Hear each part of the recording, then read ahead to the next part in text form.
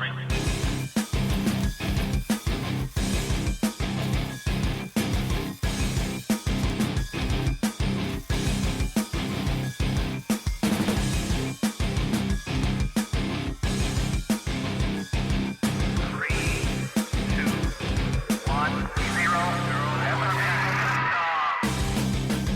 Hello and welcome to Cut Into the Ball in the Post-Truth Apocalypse. I'm Ben. I'm joined by Claire, the vomit collector. Yes. Mike, my chamber of the stool. And Pete, the tanner. Yes. As you may have guessed, we're continuing Worst Jobs in History Part 2. Why do I have to wipe your ass? I thought you'd appreciate being chamber ward of the stool than a tanner. The tanner's job was pretty nasty. Yeah, it is wasn't pretty Yeah. nasty. Why do I get the worst job? Well, you smell Yeah. of shit. Fair enough. It's a fair point, can't argue with that one. But still, we bring to you this episode, part 2 of Worst Jobs in History. Follow us on Facebook at Cut Into the Ball in the Post-Truth Apocalypse. YouTube is Apocalypse Ball. And SoundCloud and Spotify and all other podcasting platforms. It is Cut Into the Ball in the PTA. SoundCloud Analytics is working, guys. Yes. Finally. Yay! Can't spell analytics without anal. No. Especially so Ann Arbor in the US, Frankfurt am Main in Germany, Burlington in the US, Chennai in India, Groningen in Holland. Sure, we just played them this season on our Championship Manager Dutch game. The only thing I know about Groningen is Arjen Robben started his career there Oh, well, that's a nice. I like that. and ended it. Oh, well, yeah, nice. Mannheim in Germany, Kettering in the UK, Guadalajara, Spain, Gideon in the US, I haven't seen that one before, Brussels in Belgium, Ashburn, Virginia in the US, and New York. New York. Yeah, here's a hell of a town. Thank you very much for listening. Right, where should we start with the next one? How about being a sin eater? Sin. Yeah, if you want to reach heaven after death without having to worry about all those pesky little sins holding your soul back, in the 18th century, it's got a solution for you. Your loved ones could hire the local sin eater to absorb all your wrongdoings. Money for a rope, that, ain't it? Well, it is if you're an atheist. I'd stand there, I'd do that now. That's it, yeah. I mean, I draw the line at some of them. I'm not taking on, like, paedophilia or anything. What does this I don't think you take on the paedophilia. I don't think you become a paedophile. if you No, take- but I say I don't want to hear that shit. Yeah. Because then that would be shit, wouldn't it? Yeah, it would be terrible. But I don't want to hear that shit either, you know? I just said, no, you can keep that one. These workers took on the misdeeds of the deceased by eating some bread that had been placed on a dead person's chest. Now, sure, it does sound a little wild to us now, but back then the process was seriously heavy stuff. The writer John Bagford described a sin eater as basically pawning his own soul for a groat, or 4p, or 4p. Professional sin eaters were especially common in Wales, often soaking up the mortal wrongdoings of hundreds of people. Well, Wales, bestiality. It had to be the Welsh, didn't it? Let's face it. Stop having sex with sheep. But you don't. Then you aren't actually hearing confessions as a dead person. Yeah, you're taking bread off their chest. So Nasty. The bread is the body of Christ, isn't it? You know, it's symbolic. It's all symbolic with religion, isn't it? And how do you know you're getting all their sins anyway? What, you know, surely sins are only told from the person, from the beholder. Because in the Bible it says somewhere, especially if you're Catholic, what you hold true, I will hold true on earth. What you hold true on earth, I'll hold true in heaven, is a quote. So whatever laws man places on religion, God has to uphold. So if the Pope decides that's okay, Pope's God's right hand man, it's his representative on earth, therefore, boom, you can absolve someone else's sins by eating that bread and saying that is that sin. Oh, right, okay. So if I go rob a bank, Yeah. stick a loaf of bread on my chest and then eat it, No, someone else is going to eat I'll it. just feed it to my kids. And then... I think they have to be willing. All And do right. you want your children eating bread off your chest? Well, they don't have to eat That it directly. they do. off They have my- to eat it off the chest. I think you have to be dead as well. Well, that's a silly rule, isn't it? Oh, you know. Well, what about if they killed you, right? And then they, after a couple of minutes, they got the defib on you. That would work. That could work, Yeah. couldn't it? Yeah. Yeah. Okay. No. Okay. I mean, it's a bit risky. Oh yeah, it is a bit risky. What's that film? Flatliners. Flatliners. That's Yeah, it. fuck me, I haven't seen that in years. Yeah. Great film, that is. They did a remake, didn't they? It was meant to be shite. Oh, I never watched it. I never watch a remake. Though it's very rare I watch a remake. They're never as good as No. No, they are not. Let's move on to the next one. Lime burning. Okay, lime mortar has been a crucial building material since the 1st century BC, but it takes a lot to turn its chalky origins into the cement-like finished product. Workers were needed to remove the carbon monoxide from the calcium-rich stone, which is where the lime burner stepped in. Their job involved heating limestone in a kiln at around 800 degrees centigrade, exposing themselves to harmful carbon monoxide and suffocating chalk dust. And as if all that wasn't enough, the finished product was prone to explosion when it came into contact with water. Oh. So it's dangerous and you're poisoning yourself. No masks in them days, I'm guessing. Well, no masks of sufficient quality, no. They might have put a rag around their face Yeah. or something. Probably a urine-soaked rag. Urine's a cure for all, isn't it? Because if it gets in contact with water, it's going to blow your face off. It's not dripping wet, it's just been sort of dipped in and wrung out and the piss will protect you, kind of thing. You laugh, but that was like when mustard gas first came out, the first gas masks the French introduced were basically urine-soaked rags across the mouth and nose. Did it work? No. But I'm just saying, it's all in the piss, isn't it? It's taking the piss. Yes! Someone's always taking your piss. We used to have rag and bone men there. Yeah. To an extent. I believe there's a popular singer. Yeah, I was just about to say the singer. It was a popular comedy series in the 60s and 70s. Steptoe and Son. Steptoe and Son. Oh, fuck, yeah, I suppose. I just Harold. I don't remember that one. Oh, I remember that, obviously. But I don't The know. old man, wasn't it, and his son. Yeah, they ran a scrapyard. They were rag and bone men. It And was that's a bit of what your travellers are, the ones that walk around with the like the old iron. That's what they are, isn't it? They're the new God, you remember there was rag and bone. Strapman. there was so much of a phase of those guys in this area, and then the council brought in licensing for them, and it just dropped off completely.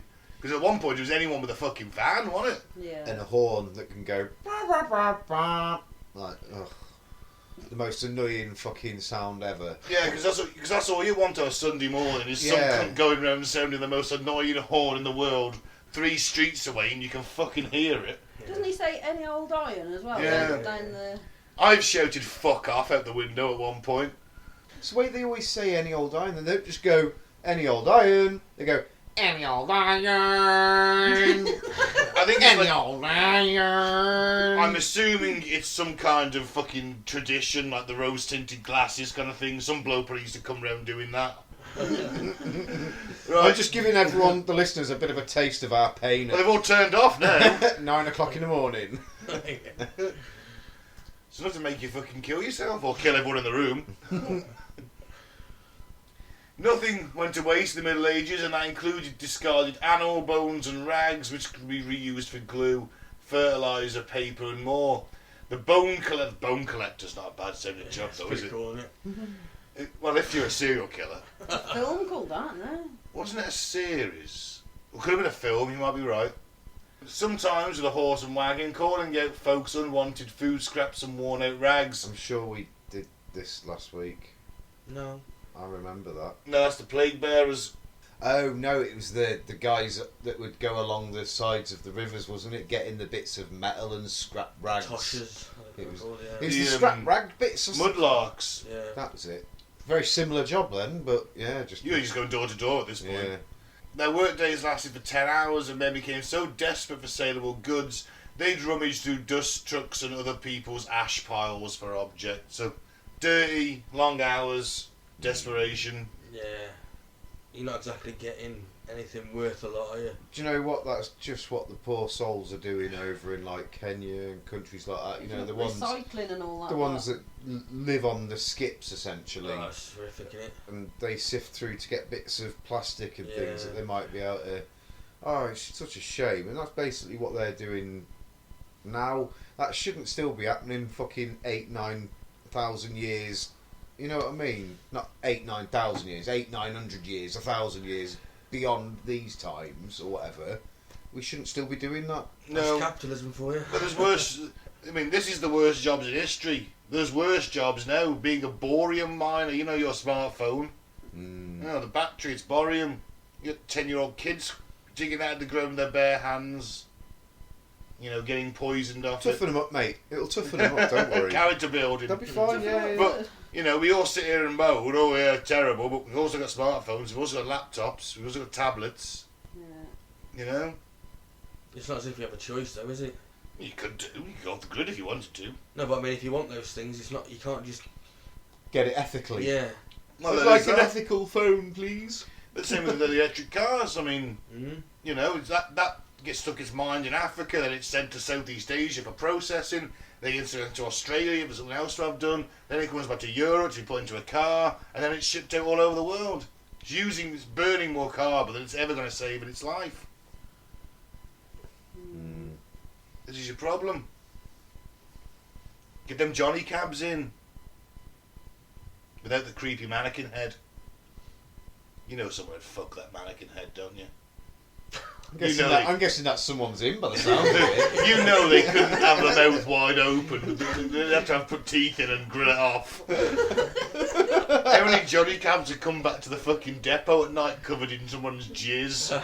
Do you reckon? Whoever picks you up, I guess. No, I've never been one for mannequins. I find them a bit creepy. This would be like a hate wank. Nothing wrong with a good old fashioned hate wank. A teary hate wank. Oh, I hate this so much, but...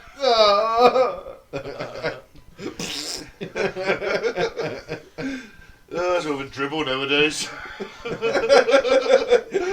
Well, by then it'd probably be a... Dust a bit while of the dust. Johnny cabs come in. A bit of dust Just blows dust. out.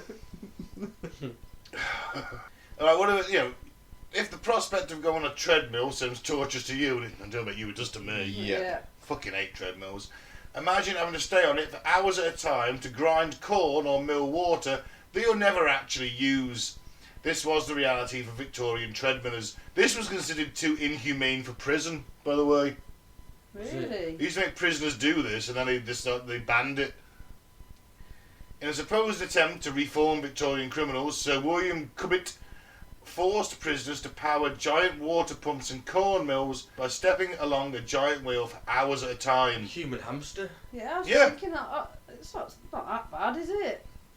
Convicts have become weak and injured after months of grueling, fruitless labour, leading the British Prison Act to ban the practice in 1898. Okay. It'd have to be pretty bad if it's going to get banned at that point. Yeah. If it's 1898 and Victorian prisons are effectively just workhouses with less gruel, then and they're banning it, then all right, I'm not.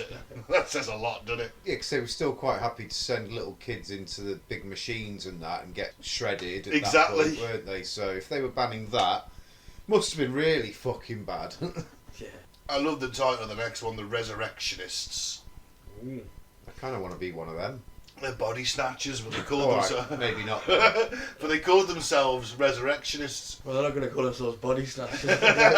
because putting resurrectionist on your fucking business card sounds a lot better than grave digger and body snatcher. I think on your CV it would help as well, Yeah, wouldn't it? you know, I want to throw that in on my next CV just see if anyone picks up on it. I'm a resurrectionist. Resurrectionist. Yeah, you have to say it right. Resurrectionist. Sounds sexual. I knew you were going to say it. Now, many medical minds in the 18th and 19th centuries saw human dissection not just as a medical must, but also as a vital part of the justice system. The Company of Surgeons in London became legally obligated to conduct public dissections of murderers in 1752. Why the fuck not? So those people that have the gallery, like, all sat round doing, like, these That's it, scientific dissections, they Yeah. were more often than not murderers or, like... Yeah, people who've been hung, yeah. Oh, okay. So they weren't just randoms that had died or whatever. They're used specifically arseholes. Yes, the problem is the death sentence and being dissected after is a fairly powerful deterrent, Yeah. and there's only so many murderers to go around. Well, especially if you're Christian, aren't you? You want a Christian burial of Yeah, you don't want to be. dissected. Yeah. Then again, you wouldn't have murdered someone in the first place if you're a Christian. But everyone's got that underlying Christianity at this point, haven't they? Well, also the justice system wasn't great back then. It wasn't, and there was probably a fair few hangings. I mean, you could be hung for stealing a sheep, for fuck's sake. They hung you if you were a woman. Only if you're a witch. Yeah, but that's my point. I'm trying to say They hung you if you were a woman. Probably a lot of innocent people as well. Oh, God, yeah. Yeah. Now, 18th and 19th centuries, we're not doing witch trials, No. but we're still talking... Innocent people would have still gone down. Yeah, if someone was stitched up well enough, then, yeah. There weren't no DNA and proper investigations. There's no fingerprints, there's no DNA. And there's only so many killers to go around, and you need these cadavers because people need to learn shit. They need to practice on bodies. Doctors need to learn anatomy. And so you start getting body snatchers or resurrectionists. Well, the job was lucrative. It was also, one, dangerous. People used to set up traps on freshly dug graves, like a pistol loaded to go off at chest height or stomach height. What's that film? Birkenhair, that's it. You know, there'd be flares and shoot up to be like cemeteries and have night watchmen. This became because of the resurrectionists going around robbing bodies. Freshly dug graves. Yeah, you get a fresh cadaver to a surgeon, he might give you £5, which back then was a huge amount of money. and then when the graves were empty, they started knocking off people. Yeah, That's what Birkenhair did. Yeah. Murdered people. they did. I don't know how common that was, but they definitely I did. think it was quite It common. probably happened. Oh, I dare say it did. And let's face it, it's also pretty fucking disgusting because bodies weren't getting embalmed at the time. They're just sticking them in the ground with a shroud around them. So they're going to be mushy. That's why they had to be fresh, though, isn't it? There's no embalmation, which means you get all your blood is going to leak out of your anus. Again, they want fresh. The fresher the better. So, you know, the incentive there is... Murder someone, take him straight. Oh, I found this guy in the alley. That's what they used to say, yeah. Yeah, you get stabbed outside the tavern. Yeah. Mental, innit? And of course, you don't want, a corpse leaking blood out of its anus on you. You will all go... Sorry, ladies and gents, Claire, Pete, Mike. We all go out with a butt plug. If we know we're going out, get a butt At your plug. funeral, you will have a butt plug. Oh, nice. yeah. I thought you meant before we go, stick a butt plug up there so you don't expel everything out your butt. Well, you will do that on death anyway. Yeah. I normally wear vibrating butt plugs at funerals anyway, so...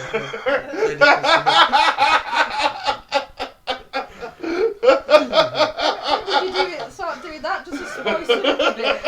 We're interested in it, it's Cars been dull, innit? for our funeral and fun.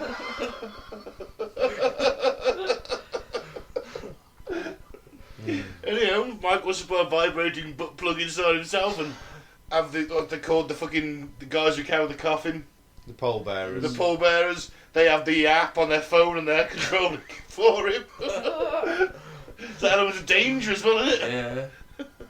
As he's bearing the fucking coffin. Oh, fuck. Yeah, you don't want me to carry a coffin.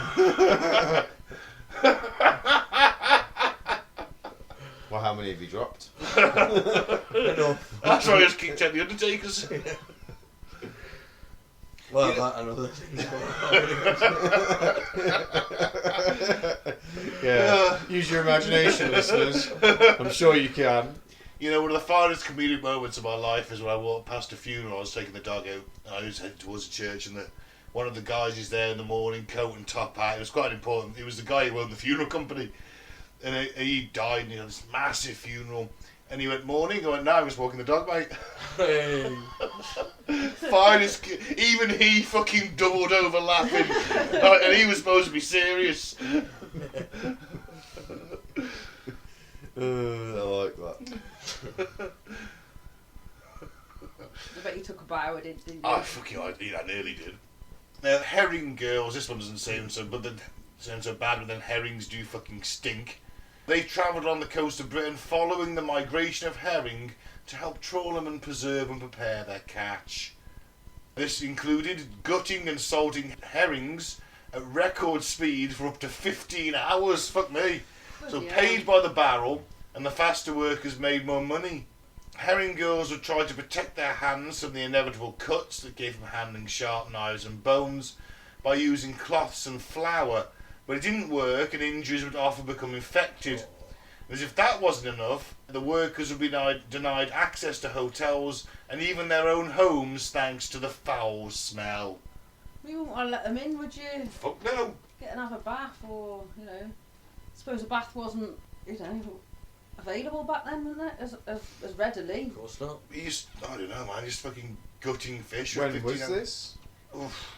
Well, there's a photo of it, so we'll assume it's turn of the century. Well, that's what I'm trying to work out. Like, yeah, I wonder how old, whether that's jobs. How long ago that job died out, if it Well, did. it's still going on. Isn't That's it? what I mean. If it, yeah, Well, it's but done by a machine conditions. now, though, isn't it? Well, yeah, true. And conditions probably would be Well, better. in the West it is. I'm sure that. Oh yeah, probably if you got the Southeast Asia, I'd imagine Yeah. they're still doing this. Mm. And in more traditional areas, yeah. If there's herring. I don't know if there's herring. I don't know where herring live. Not an expert on herring. And if it ain't herring, it would be another fish. Yeah. Well, yeah. Forget about finding a needle in a haystack. Opium pickers used to have unravel entire ropes in search of specific fibres. They used to get kids doing this in Oakum. Victoria. Oh, what's oakum? Oakum. I don't read that as opium. Oakum. You basically spliced apart the old ropes for sailing ships to make better ropes. Oakum is a hemp fibre that was in high demand of sea because of how well it protects wood from water. And you can get it from two sources: virgin hemp plants and unwound old rope. Ill-behaved sailors and prisoners and children were given the task of unravelling metres and metres of rough, thick rope with their bare hands, often causing bursitis, infection and scarring because it's old hemp rope. Yeah. You're just unravelling it fibre by fibre to... Yeah, they used to get children doing that in the orphanages back in the day. As well as prisoners. We were just sitting there in silence, unravelling fucking rope. Cutting your hands open all the time. Be shit, wouldn't it? That? That would be shit. Reminds you of the worst job I ever had, except didn't slice my hands open, but it was still pretty shit. I had to sit there for 10 hours a day cleaning mobile phone cases. You know, when phones first came out and they used to have the clippable fascia, Yeah. so you could yeah. change the colour. Yeah. They used to mould them all downstairs, bring them up to the upstairs, and there was about 60 temporary workers, all there, 10 hours a day, with the local radio station on that played the same fucking songs 4 times an hour. That's why I can't stand the song Dancing in the Moonlight by Top Loader. Toothbrush, bottle of meths, mask, goggles, scrubbing the fucking solder off. That was it. That was it. Case of 24 phones, do some of them an hour. Lovely. That was the worst job I've ever had. I nearly lost my mind. It lasted 2.5 days and I was one of the longest serving people there. You wouldn't have lasted there then, would you? Nope. Been in Oakum. Nope, certainly wouldn't. It was soul destroying. Thing is, they haven't got a choice. I had the choice, you know. But yeah, everyone there was a temporary worker. You went on the agency, go there. Oh, wouldn't do anything like that again. Minimum wage as well, I guess. Actually, the money wasn't. It was like £1 extra because obviously they struggled to get people to stay. They knew how shit it was. They knew how shit it was, so you used to get like £1 extra.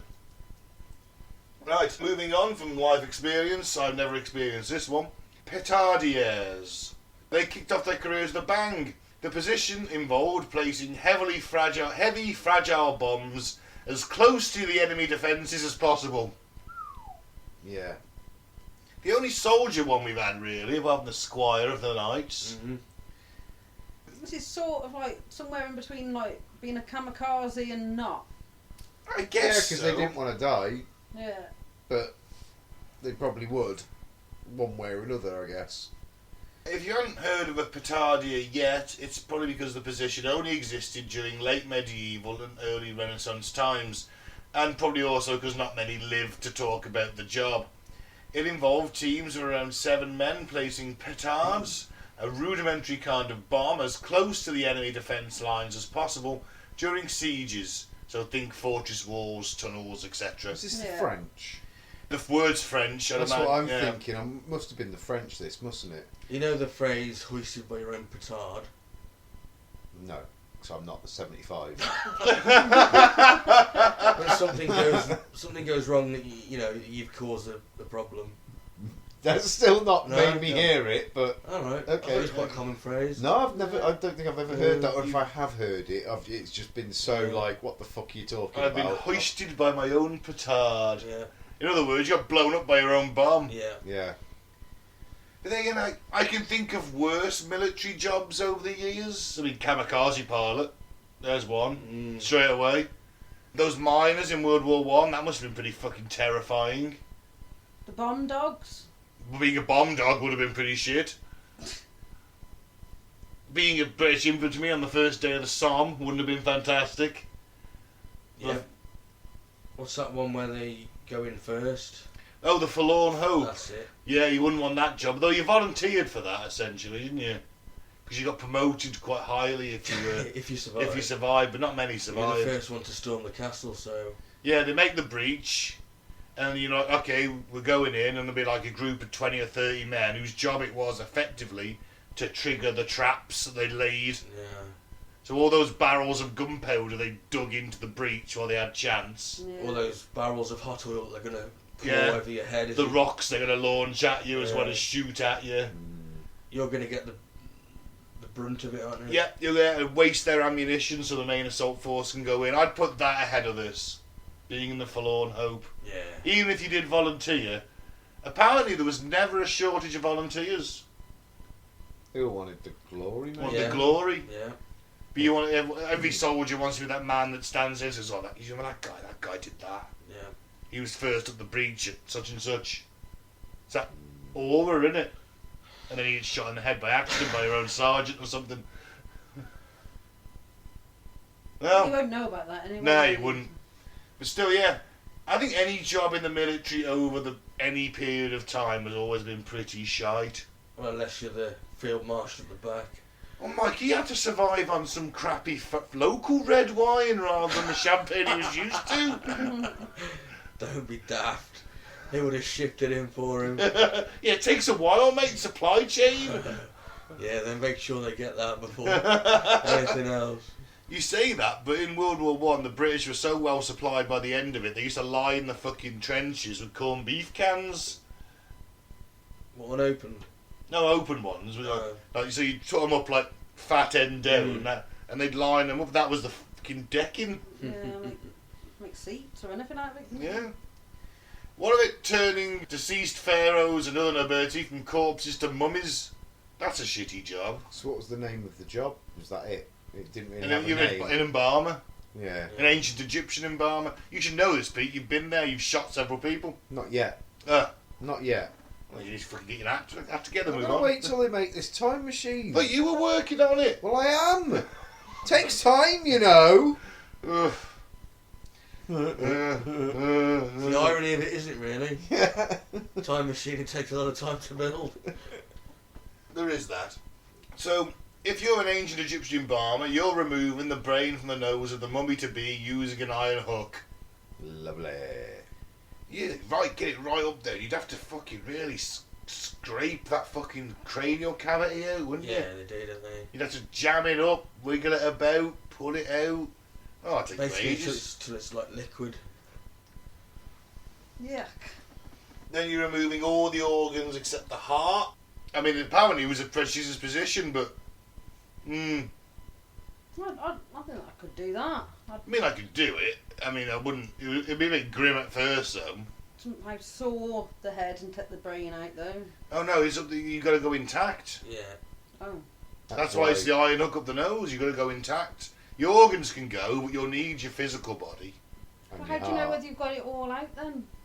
Until it's basically just a liquid, or you feel all you're feeling is the top of the iron hook scraping along the top of the skull and around, doesn't no it? more resistance. No more resistance, yeah. Yeah. Yeah, I can still do it. Well, you do. You get used to it. It's like any of these jobs, you get used to it. But I guess it's only certain people that be mummified, wouldn't it?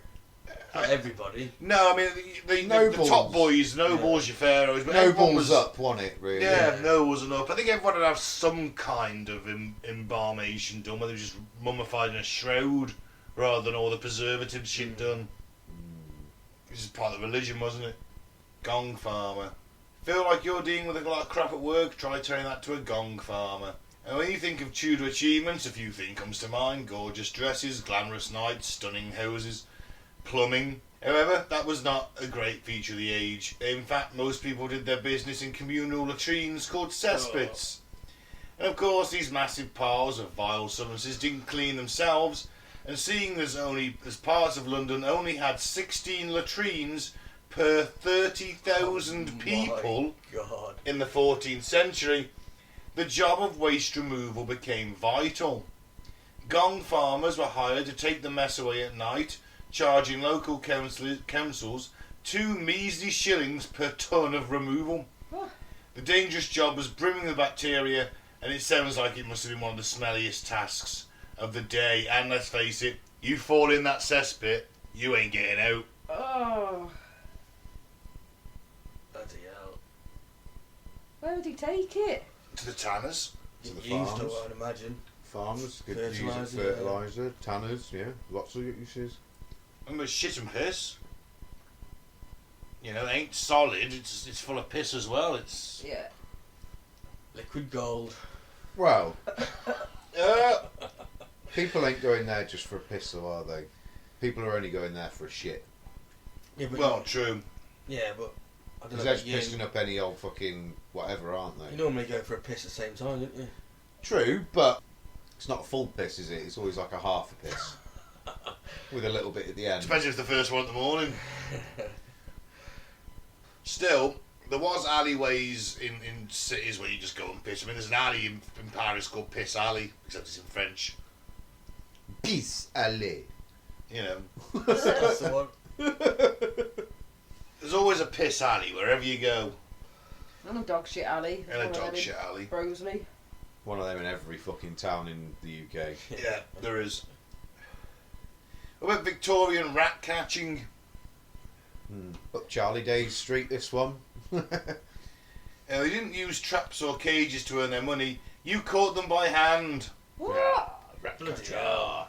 They were paid by the beast. The added ickiness was probably well worth it. Some, like the famous rat catcher Jack Black, not that Jack Black, also bred unique-looking rats for wealthy clients who wanted them as pets, and others encouraged gamblers to bet on rat fights. That said, the money was hard-earned. Jack Black himself talked about the many times he'd almost died from infected bites. Why would they catch them by hand when they could get themselves a Jack Russell or a Frenchie or something to, you know? Well, it would have been a Jack Russell, not a Frenchie for a start. I thought Frenchies were ratters as well. Yeah, but not in England. Well, Might have been a few knocking about, but would have been Jack Russells and any type of terrier, wouldn't it? yeah. Well, why didn't they get, you know, why is he catching them by hand anyway? Why doesn't he get the...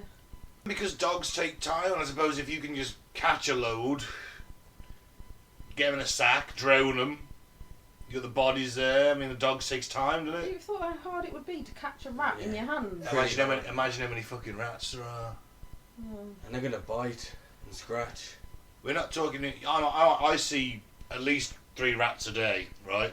Usually in the morning, in the yard somewhere, scurrying across. Usually first thing in the morning. Victorian London, they're just roaming up and down the streets. They're part of everyday life. They're like cats you see roaming around.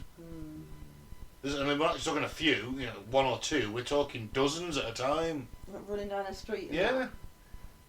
Oh. getting in your house. So why don't we have that many rats anymore then? Better pest control. We do. There are rats about. It's Yeah. just that you don't see them in your house because we don't.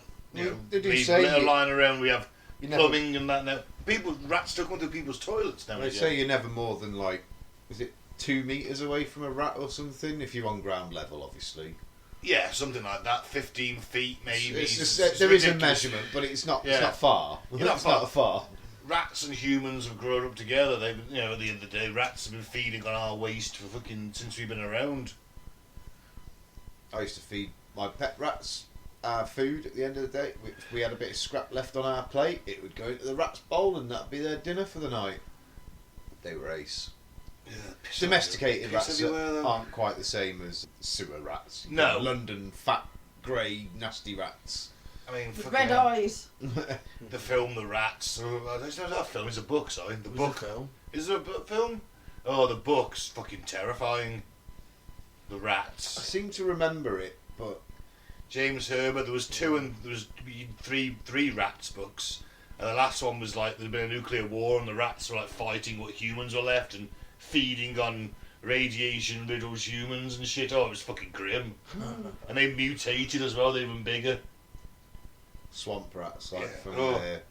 they're the scariest rats, I think. The ones from The Princess Bride. Oh yeah. Oh yeah. These big swamp Rodents rats. of unusual size or something they call it, aren't they? It's something like that, isn't it? Yeah, but yeah, they scared They're the shit. massive. They scared the shit out of me when I was a little I kid. bet, yeah. Lastly, then the Radium Girls. Oof. Oh, I've heard of these. During World War One, hundreds of young women went to work in clock factories painting watch dials with luminous radium paint. Because obviously soldiers in the trenches need to tell the time at night, so they're painting everything up, finely painting the watch faces and clocks. When they first discovered it, they thought it was like a wonder drug. Yeah, It they made did. you vibrant and Yeah, they were Give you telling lots you of energy. they were people who ingested it purposely. Yeah, used to put it in toothpaste. Used to put it in drinks. I'll tell you, water and that. Yeah. Like they add it to drinks, wouldn't they? Yeah. It's worth Where did they noting that source it? Sorry. radium, it was like, it's a substance. I mean, Marie Curie Element, discovered isn't it. it? It's an element. Interesting, Marie Curie, the woman who first sort of discovered radioactivity, didn't die of radiation poisoning. But all of her papers and textbooks and everything, I thought she did die of it. until she was like 60 something, Which is pretty. she had a good old, like wasn't 40 years Did of she? being exposed to it, yeah. Oh, All her stuff, all her studies are kept in lead-lined caskets. Because they're all highly radioactive. So the girls literally glowed in the dark after their shifts. Now, April 10th, 1917, an 18-year-old woman named Grace Fryer started work as a dial painter at the United States Radium Company in New Jersey. 4 days after the US had joined World War One, and with two soldier brothers, Grace wanted to do all she could do to help the war effort. With war declared, hundreds of working class women flocked to the studio where they were employed to paint watches and military dials with a new element radium which had been discovered by Marie Curie a little less than 20 years before. The dial painting was the elite job for the poor working girls. It paid more than 3 times the average factory job, and those lucky enough to land a position ranked in the top 5% of female workers nationally, Cool. giving them financial freedom in a time of burgeoning female empowerment. Many of them were teenagers with small hands, perfect for the artistic work, and they spread the message of their new job's appeal through their friend and family networks, and often whole sets of siblings worked alongside each other in the studio. Radium's luminosity was part of the allure, and the dial painters soon became known as the Ghost Girls, because by the time they'd finished their shifts, they themselves would glow in the dark. fucking hell. They made... Painting it on themselves, were they? Or was it just like... You're gonna get it on you, aren't you? Yeah, I guess. Was it like a dust and then they had to put it in some sort of... Well, what they used to do is they used to lick the end of the paintbrush. Yes, we'll get to that, yeah. I say, Yeah. They didn't help themselves because they made the most of it, wearing their good dresses to the plant so they'd shine in the dance halls at night, and even painting radium onto their teeth for a smile that would knock their suitors dead. Ah! That'd be quite freaky if I'm like, you're in this sort of a dark dance hall and the girl smiles at you and her teeth glow in the dark, like, you know, bright green. Yeah. You're like, whoa, what the fuck? Oh, radium. It's like that Friends episode with Ross with under the black light in it. Yeah. He has white teeth whitened, doesn't he? Yeah. That must that funny part. Sure, you miss one cunt. Get on with the story. You see my tattoo of the Friends Yeah, I've funniest heard it jokes I've before. got? Bag of shit. You only laugh at it because it's fucking popular. No. It's just funny. Yeah, it was a good. It's like the most popular show for like 10 years. And it was shat. You're in the minority, mate. I'm not. You really are. Yeah, really. You are in the room. Well, you are in the world, Yeah. mate. Guaranteed. Yeah, well, those of us who hold to the traditions of what is actually funny. You don't find anything funny I though. find loads of stuff funny. Loads of stuff. Loads. All right, Grandad, come on. Fuck off. So, Grace and her colleagues obediently followed the technique they'd been taught for the painstaking handiwork of painting the tiny dials, some of which are only 3.5 centimetres wide. The girls were instructed to slip their paintbrushes between their lips to make a fine point, a practice called lip pointing or lip dip paint routine. Every time the girls raised the brushes to their mouths, they swallowed a little bit of the glowing green paint. Not good. Not good at all. Not good. Ever since the glowing element had been discovered, it had been known to cause harm. Marie Curie herself had suffered radiation burns from handling it, and people had died of radium poisoning before the first dial painter ever picked up her brush. But of course the managers said that it wasn't dangerous. Notice they weren't doing it themselves. We need them glow-in-the-dark watches for the soldiers, Mike. Of course it's not dangerous, it's fine. Bit of PPE wouldn't have gone amiss though, would it, That's eh? very true. That was why the men at the radium companies wore lead aprons in their laboratories and handled the radium with ivory-tipped tongs. Yet the dial painters were not afforded such protection, or even warned it might be necessary. Oh dear. See, that's shit. That is shit. Because they clearly fucking knew. So it's like, nah, you're right, girls, get on with it. And this is because at the time a tiny amount of radium, such as the girls were handling, was believed to be beneficial to health. Oh, Christ. People drank radium water as a tonic. One could buy cosmetics, butter, milk and toothpaste laced with the wonder element. And newspapers reported its use would add years to our lives. In all fairness, I think it was only the late 90s we stopped using radium in cancer treatment. They also said the same thing about cigarette smoking. though, Oh, didn't you're they? absolutely right. Like, they Christ. said that would prolong your life and shit. Yeah. Yeah, men smoked. Men smoke. Real men smoke. Fucking You know. shit, wasn't it? Nazi doctors who figured out it caused lung cancer, you know. Was it? Yeah, it was the Nazi doctors. Germans were good at science, weren't they? Yes. At that point. Literally, they discovered the link between smoking and lung cancer. Obviously, this didn't stop giving everyone cigarettes. I was going to say, they would get on dynamite, wouldn't they? You know, when women started to smoke, during the whole women's rights and the... what was it? Suffragettes That's it, and that's the such. word I was looking for, the suffragettes. They bombarded them with propaganda, told them that it was torches of freedom to get them to smoke. Because at the time it was considered uncouth for a woman to smoke, and Yeah, yeah. it was just men. But they obviously thought, hang on a minute, We'll half grab the market this. here. Yeah. So like torches of freedom, women that lit up were independent and strong-willed and... Hey, you can double your clientele, can you? Of course you can. Double your customer base. Well, in Britain, women have smoked, they didn't smoke cigarettes as such, but some women have smoked pipes. Not big ass pipes, but little corncob pipes. Some older women would smoke pipes. Wasn't unknown of in this country for women to smoke. America, possibly. Cool. So where are we? But that belief was founded upon research conducted by the same radium firms who'd built their lucrative industry around it. They ignored all the danger signs, and when asked, managers told the girls a substance would put roses in their cheeks Oh yeah, it really will. and a green glow. In 1922, one of Grace's colleagues, Molly Magier, had to quit the studio because she was sick and she didn't know what was wrong with her. The trouble had started with an aching tooth, a dentist pulled it, and then the next tooth started hurting and had to be extracted. And in place of the missing teeth, agonising ulcers sprouted as dark flowers, blooming red and yellow with blood and pus. Oh. They seeped constantly and made her breath foul. Then she suffered aching pains in her limbs that were so agonising they left her unable to walk. The doctor thought it was rheumatism, so he sent her home with aspirin. Wow. By May 1922, Molly was desperate. At that point, she'd lost most of her teeth, and the mysterious infection had spread. Her entire lower jaw, the roof of her mouth, and even some of the bones of her ears were said to be one large abscess. Oh, fuck me. But the worst was to come. When a dentist prodded delicately at her jawbone, to his horror and shock, it broke against her fingers. His fingers. He removed it, not by operation, but merely by putting his fingers in her mouth and lifting it out. Oh. Oh.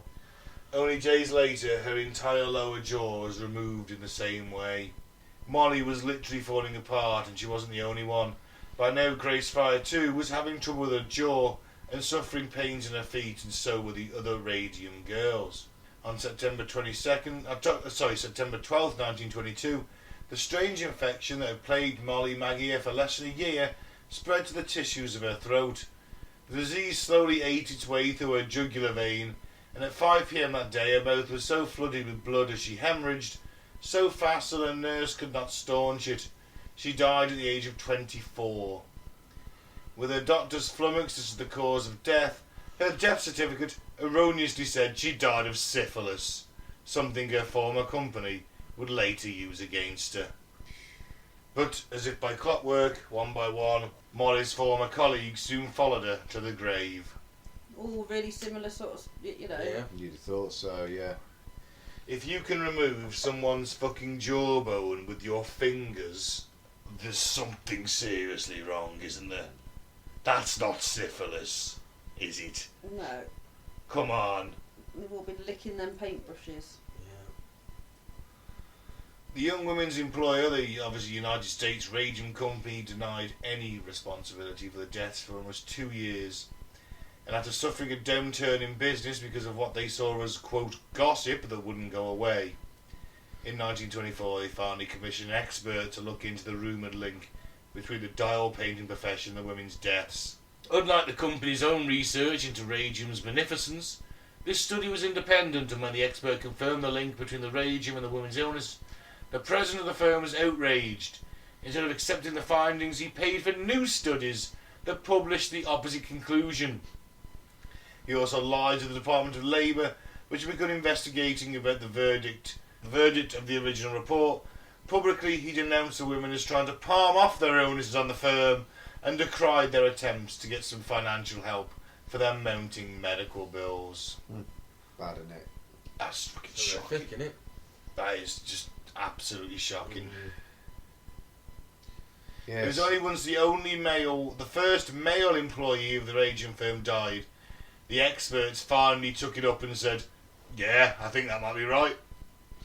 Not a male dying. A man dying caused them to look at it again, and in 1925 a brilliant doctor named Harrison Martland devised tests that proved once and for all the radium had poisoned the women. It's disgusting, isn't it, really? Of course it is. Oh, what's that a picture of? Radium-induced cancer of the knee. Yeah. Oh, man. We're looking like somebody's legs, and then the knee looks like it's exploded. Looks like a cauliflower or something. Yeah. Yeah, I mean, it's Christ, it's huge. That's nasty. The damaged bones glowed from radium embedded deep within them. Wow. Sometimes the moment a woman realised she had radium poisoning was when she caught sight of herself in a mirror in the middle of the night, and for a ghost girl was reflected there in the mirror, shining with unnatural luminosity that sealed her fate. Fuck. Oh, we'll also look at another picture of a lady with a looks like, Tumour on her chin. yeah, Radium-induced sarcoma of the chin, where it's just swelled out a good 3-4 inches. She Basically, looks like she's got a it's like- desperate Dan chin. Or Yeah. Quagmire. Yeah. Quagmire with Peter Griffin's bollock chin stuck on the end of. Yeah, not nice. I'm not trying to make fun out of it, but it's the only way I can describe it. Despite the radium industry's attempts to discredit Martin's pioneering work, it hadn't reckoned with the courage and tenacity of the radium girls themselves, and they started banding together to fight the injustice, and there was an altruistic motive to their battle. After all, doll painters were still being employed all across the United States. You know, Grace Fryer said herself, "It's not for myself I care, I'm thinking more of the hundreds of girls to whom this may serve as an example." And lawyers wouldn't even take them on. They were like, no, don't believe you, you woman. The radium company said this fine, why should I listen to you? Oh wait, your jaw's fallen off. You're glowing green in my slightly darkened office. Come on! Well, has anyone got anything else that springs to mind for one of the worst jobs in history? Ooh, being a home delivery driver for Iceland. Nah, over the pandemic, that was pretty shit. But no. You tried being a carter during the Black Plague? Pretty much the same thing, really. Yeah, it really was. Wasn't Like far you say, off. we're focusing on the West, aren't we? And our labour laws have thankfully got a lot better protection for workers, health and safety. But a lot of poor countries are probably still doing a lot of these jobs. Well, you're sweatshops, haven't you? Come on, let's face it. It's Sweatshops, you still got your rag and bone men essentially, but probably worse than they ever were, or just as bad Your as it ever Woodlarks, was. your Toshas, they're Yeah. still out there. Yeah. They're still doing these shit jobs. modern day slavery as well, let's I- face it. Guaranteed there'll still be tanners that do it the old school way Yeah. as well, just in like your African tribes and things like that don't have the modern use of Amenities. stuff. Yeah, so you probably still tan leather in the old school ways. It's a possibility, yeah. I think it's a distinct possibility. Claire, any suggestions? Obviously, like you said, people working in the mines. Yeah, boreal mines. Yeah, People working in any mine in a Your third world diamond country. mines, yeah. yeah. Yeah, I don't want any of the jobs. Well, and on that note, let's end this episode. I've been Ben. Thank you very much for listening. Don't join the fade raid, don't join a cult. I've been Mike, thanks for listening. Peace out, may the force be with you. And I've been Claire, thanks for listening. Making it spill like yours. And I've been Pete. Thank you very much for listening, everyone. Take care.